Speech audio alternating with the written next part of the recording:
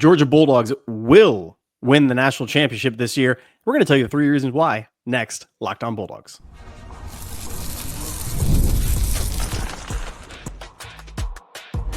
You are Locked On Bulldogs, your daily podcast on the Georgia Bulldogs. Part of the Locked On Podcast Network, your team every day.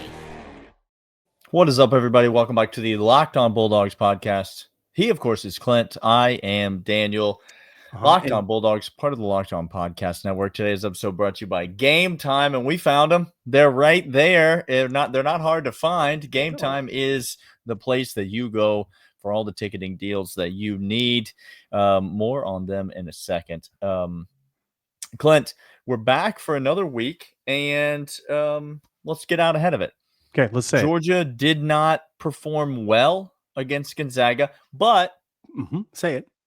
Gonzaga shot 80% from three, Clint. I don't know what a team is supposed to do when another team literally cannot miss a shot, refuses to miss a shot. So, congratulations to Mike White on a great season. I'm not down on this Georgia basketball team. If you are down on this Georgia basketball team, you're an idiot.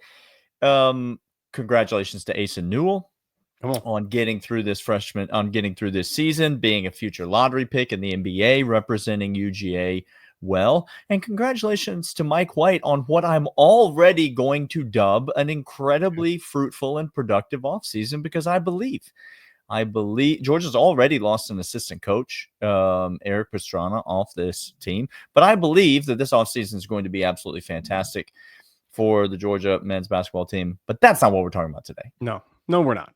We are talking about how the Georgia football team is going to win the 2025 national championship game. Yes. And we called our shot before the basketball season saying we'd make the tournament. And we even, I think at one point, declared a 9 seed, Daniel. So we say a lot of things. There's a good chance we said that one. So what we're saying right now, basically it's cemented in stone that this is going to happen. That's what I'm trying to say. Last year was an aberration, losing in the first round of the playoff. Georgia's going back to the promised land. Yep. Climbing the mountain again. We're going to give you 3 reasons why. Now, obviously, it's spring. There's a lot of unknowns. There's a lot of question marks. There's a lot of uncertainty. But let's give you our 3 reasons why. I'm going to start here, and I'm going to reference the Josh Pate, Kirby Smart interview. Clint, did you see it? I saw it. I enjoyed it. Shout out to Josh and the work that he does. He's doing great work. He's doing great work. And how did you know my first point, Clint? That's just minds are being read right now. The reason that Georgia's going to win the national championship is because King Kirby is still seated firmly on the throne. If you watch this interview, it's a masterclass in being in touch with reality. Yeah. And that's who Kirby is. He understands that the landscape of college coaching is changing. It's changing rapidly. Yep. And he is willing to change with it in certain respects. And he is unwilling to change with the times in other respects. And this is what you need in a coach. You need somebody that is willing to. We have seen Kirby, even I would say in recent years, embrace the portal for key additions a little bit more. He was a little reticent to use it early on. He's used it more and more, not in mass, not in an Ole Miss type of Lane Kiffin turnover the roster kind of way, because this just you can't win championships doing that. Is that what Ohio State has done? Is that what Alabama has done? Is that what Georgia has done? No, the championship level teams do not replace their entire rosters in the portal. They go in there and get key additions at key spots. We've seen Kirby do that, but we've also seen him maintain his standards for what he referenced in that interview is non-negotiables: effort and intensity and drive and work ethic and strain and all of the things that Kirby Smart is famous for, the reasons that he gets the most out of his players.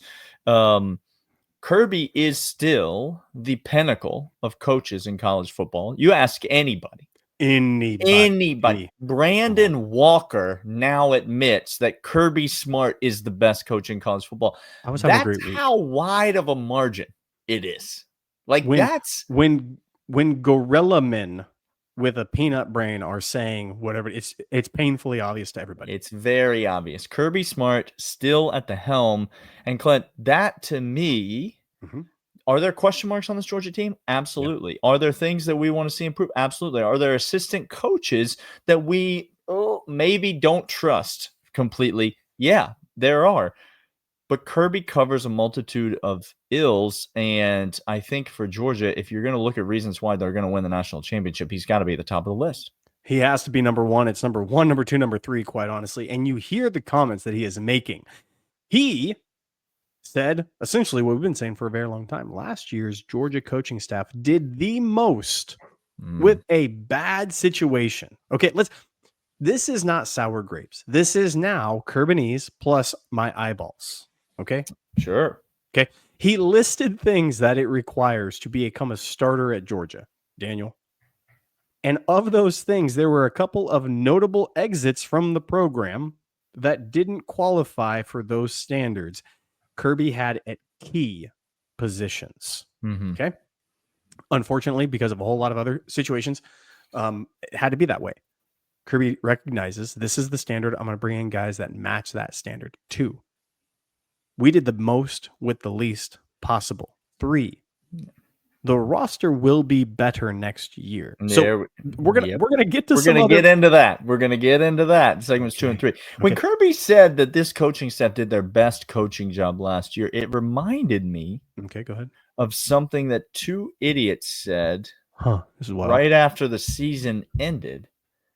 I can't remember who it was or what show it was on, but I believe he was quoting from a couple of guys that he listens to on the regular, clearly, when they said that, look, you can't, this coaching staff has got its warts, and they, people are going to hate on Mike Bobo. They're going to hate on Stacey Searles. They're going to hate on, like the performance of the wide receivers. But this coaching staff did a tremendous job given the situation last year. I mean, you listen to some of Kirby's comments about guys that we want to know if guys want to be here, if they want that NIL check, and you start to read the tea leaves and say, well, who's the big NIL guy that was here last year that's not here this year? And I wonder if that had a big time energy suck out of the program, like almost as if when the backup came in, the team was like, the team said, we're ready. This is, and Oscar Delp saying, well, I had one foot out the door. Oh, yeah, ready to go. I was ready to flee this way. When you hear things like that, and then you look at the transfer portal and you don't see a mass exodus, Daniel. Yeah. With everything that we saw, with the way the last year ended, with the tone around this program, you would anticipate guys fleeing from this program. Right. Yeah. They didn't flee. A couple guys left. Okay, great. Like, go get you some. But it was the guys who stuck around, the guys who came in, tells me everything I need know about Kirby and his coaching staff and how incredible he is, because he's the best. He's still there. He's recruited at a high level and gotten transferred at a high level. And he will say, so if you may not like this. No, you probably won't. But this is just what Kirby is saying. If you say Mike Bobo needs to leave, what you are also saying is Kirby Smart needs to leave. You might not like that, but that's what Kirby is saying. Kirby is saying, I have the best offensive coordinator. Not my words, his words. You can say he's wrong. He needs to leave then in that case. Sure. It's going to be interesting. We're going to come back after this. We're going to let you know reason 2, that roster turnover. We're going to dig a little deeper into that. It's in here somewhere, Clint. No, I believe it's going to come right after this. But these are, in fact, 5-hour energy. Daniel, maybe people will be saying to us, hey, you guys have been drinking some 5-hour energies yourselves, right? No, this just in. No. We need them. We need them. That's what we're saying. 5-hour energy. I need them. Send your boys a package. Daylight savings time has snuck up on us. Every time I have a 5-hour energy, I love it. They have your back The extra sunshine means more time of fun, but sometimes you need a little boost to power through. Whether you're staying up late watching the tournament, squeezing in a round of golf after work, or just trying to keep up your busy day, 5 Hour Energy gives you the quick, refreshing pick-me-up you need. I've been staying up real late, 9 hours straight of basketball watching for some of us. Okay. Look, you got to power up for this. It's a full-time job. It is. 5 Hour Energy is right there. Head to 5hourenergy.com. Find over 15 flavors to choose from, including watermelon, blue raspberry, peach, mango. You can even build your own 12-pack, 24-pack delivered right to your door. Need one now? Grab a 5 Hour Energy shot at your local grocery or convenience store. They're everywhere. Stock up today and stay energized.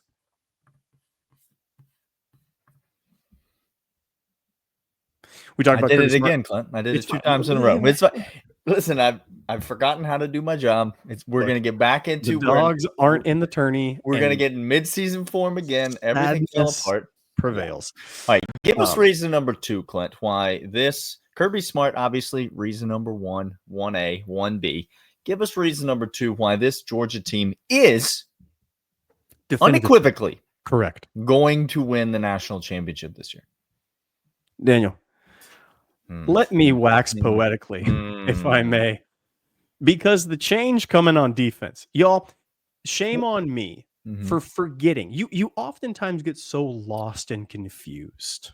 Okay, I'm sorry, baby. I just get so confused. You just get so confused because when you have a good thing and then you don't recognize how good it is, and you anticipate the next iteration being still always going to be this good, and when it's not, you're beginning to see difference of players. Style, tenacity, skill level, and it becomes very clear they ain't all Nolan Smiths is what the man is trying to say. But you can think they are until they're not, and then you have to rethink your thought process. I've rethought my process on this defense, and Daniel, it's drastically improved. We are losing Malachi Starks, a potential top 15 pick. We're losing Jalen Walker, a potential top 8 pick. And Malachi, Michael Williams is likely going to go in the top 15 as well, maybe top 20. We are losing all of those. We're also losing Dirty Dan Jackson, one of the most valuable Georgia Bulldogs of the last decade. He ran that 4.340, and I wanted to I hope you all ate crow out there. You didn't, but I hope you did. The Philadelphia Eagles in the 5th round are going to make themselves wealthy. I'm just telling you that right now, guys. Okay. I don't make the rules. I'm just telling you what's going to happen. The head of football operations for the Eagles cited the Georgia Bulldogs in a Super Bowl acceptance speech. He said, "Thanks, Kirby." That was why he was 0.1. The defense, Clint. The defense. We have lost a lot. Yeah. And yet, Daniel, maybe sometimes addition is by subtraction. Okay. Maybe, just maybe. Chaz Chambliss did an admirable job out there on the edge. A couple guys weren't tough enough, ready enough to take over that. We're losing a Butkus Award winner. We're losing a couple of key position of depth in the secondary. But yet what we have coming back, and this defense will be elite again. We were not elite last year. It's no shock to hear that.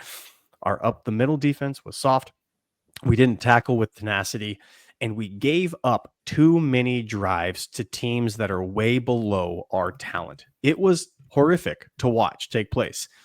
And yet the new guys we got coming in, the guys we have returning, are going to be phenomenal. We have 5 stars littered all over key positions on the defensive line and edge. Just like we had with Williams, just like we had with Jalen. We have another replacement who I know Jalen Walker makes a lot of money in the NFL, won an award. Chris might be better than him. He might be better than him when all is said and done.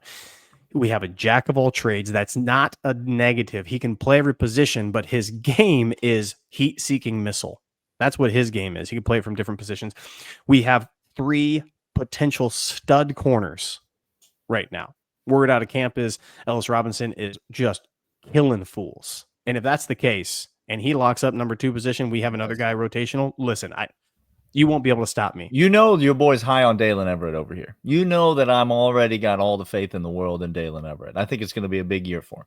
Yeah, absolutely. If Ellis Robinson steps up his game, and all signs point to him doing that, listen, there's answers to every question. Yes. And where there's not questions, Clint, What do we have? At the inside linebacker position, No questions in there. particular, where there's not questions, there are all SEC, like all pro NFL type units on this team. Littered. I think the defensive line is going to be as good as we have ever seen it. Oh my! I'll reference back to that. I think I'll reference back to that Josh Pate interview. One of the big stories that got a lot of attention was Kirby saying, you need 2 years. You need 2 years to develop these guys. You need 2 years to bring these guys along. I think Georgia's got some guys in that defensive front in particular who have been here for multiple years, but you guys have forgotten about them, Jordan Hall, because they have been battling injuries. And I think they're about ready to prove to you who they are and what they're about. And B, Clint, what Kirby's saying is like a proverb. Okay? It's generally describing things that are true. But it doesn't mean that there are not notable exceptions to that true statement. And I think some of the notable exceptions are named Elijah Griffin and Isaiah Gibson. No. Like, I think Georgia's got multiple exceptions. When you want to make a homemade thing, Daniel, you get the ingredients, you get the starter yeast going, you put that in the dough, and you want to keep that thing going. You make it because it's good to make things from scratch and build them up. But sometimes you go to a restaurant that makes it better than you. And all you have to do is order it. All you have to do is say bread, and they bring it right to you. And it's better than your homemade stuff. Yeah.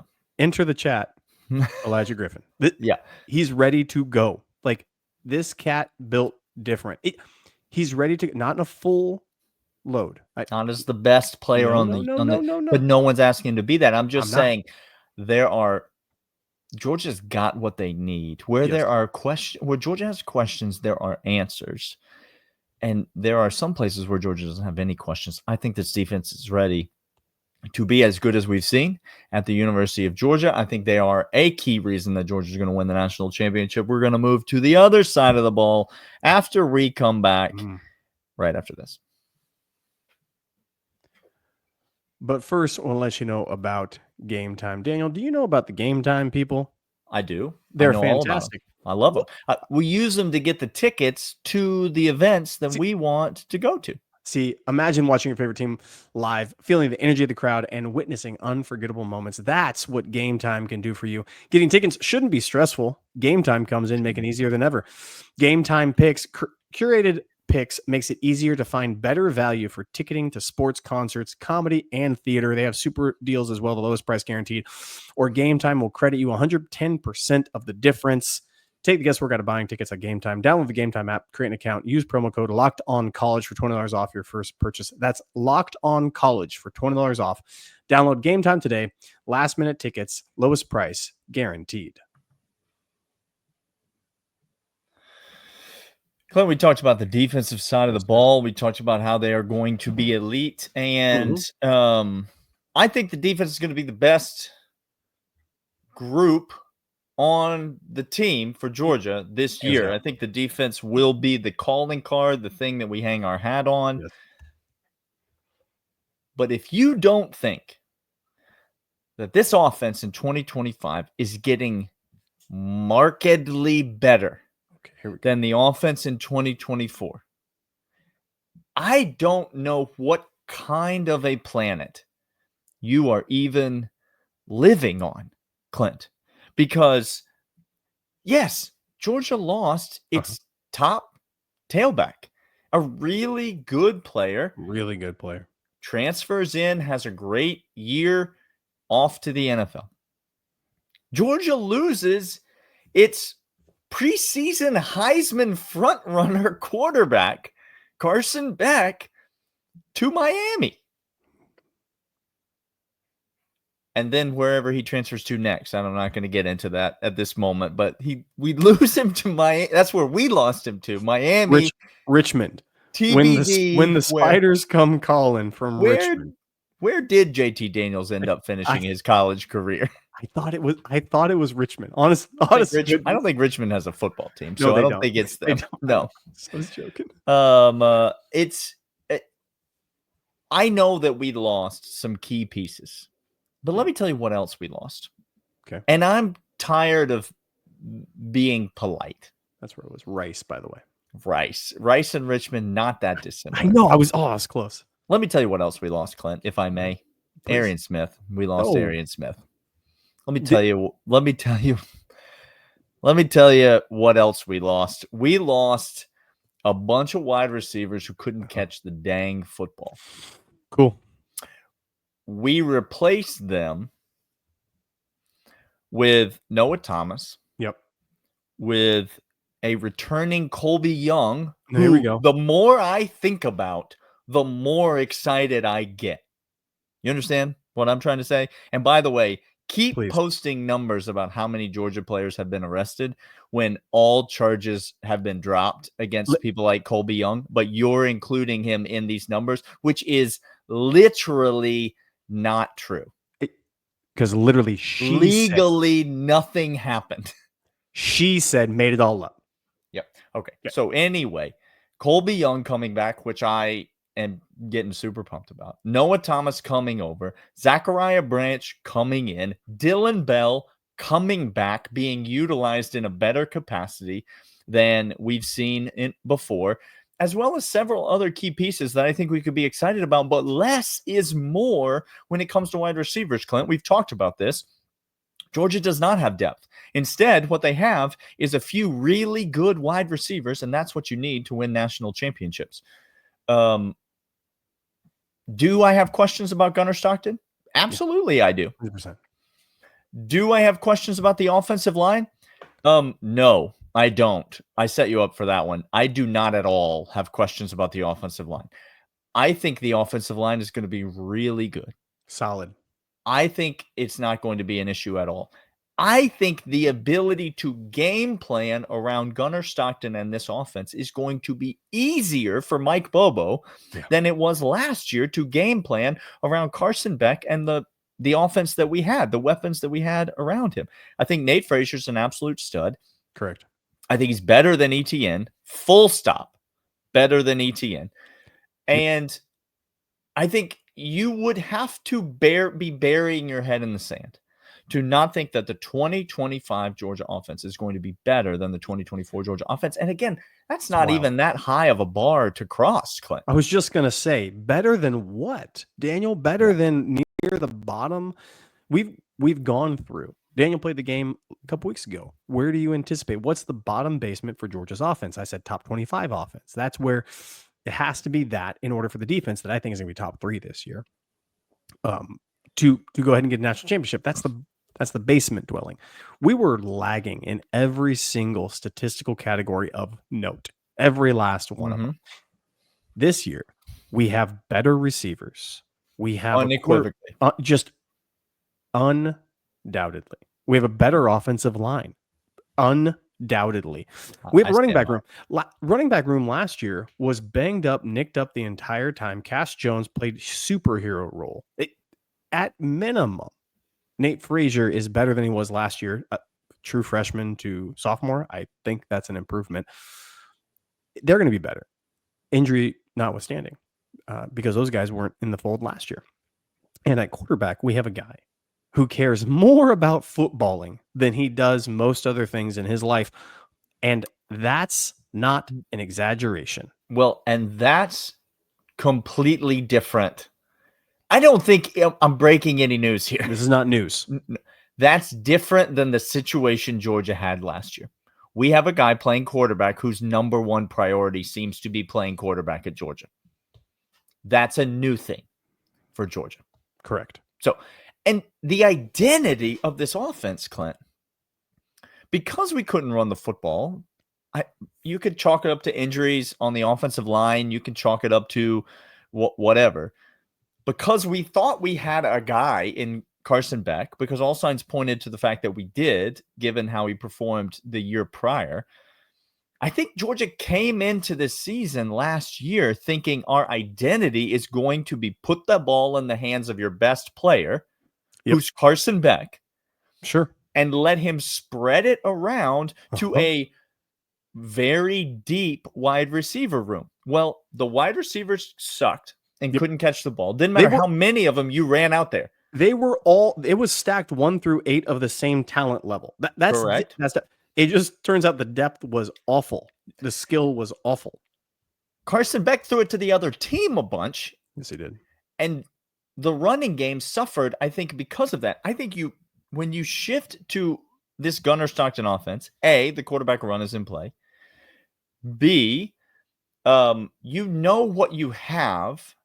And I don't think they're going to ask Gunnar Stockton to do nearly what they asked Carson Beck to do last year, which was probably way too much.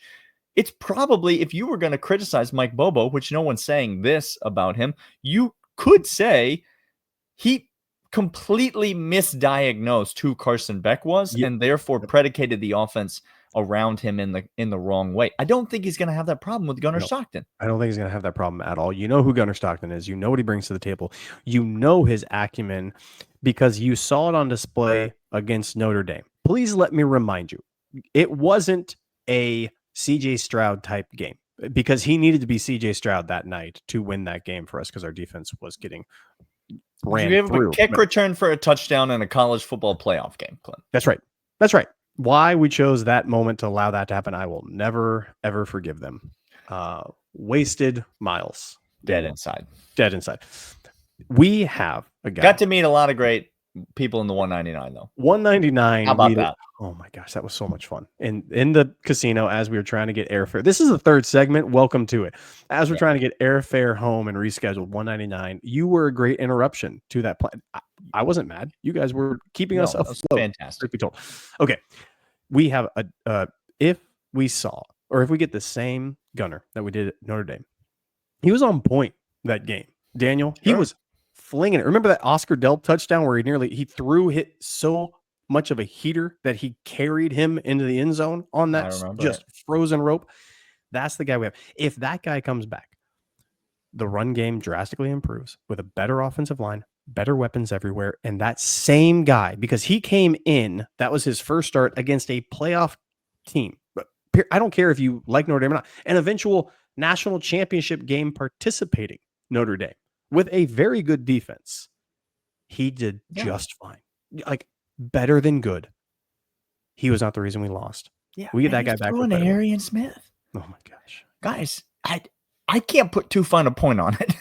Like, the way Georgia has upgraded at wide receiver this offseason might be the most significant change we have seen in a position group in the history of the program. Yep. Yep. That's not it. No, I take it back. No, because we had DeAndre Swift. No, we had one more year. Yeah. Georgia has never bumped up, has never elevated, because we're usually never this low anywhere. So it's hard to elevate that much but good Lord. The dark days are over, I think, for this Georgia offense. Georgia is going to win the national championship. Yeah. Book it. Book it now. He is Daniel. I am Clint. This is Locked On Bulldogs, part of Locked On Podcast Network. Your team every single day. We'll see you all next time. See ya.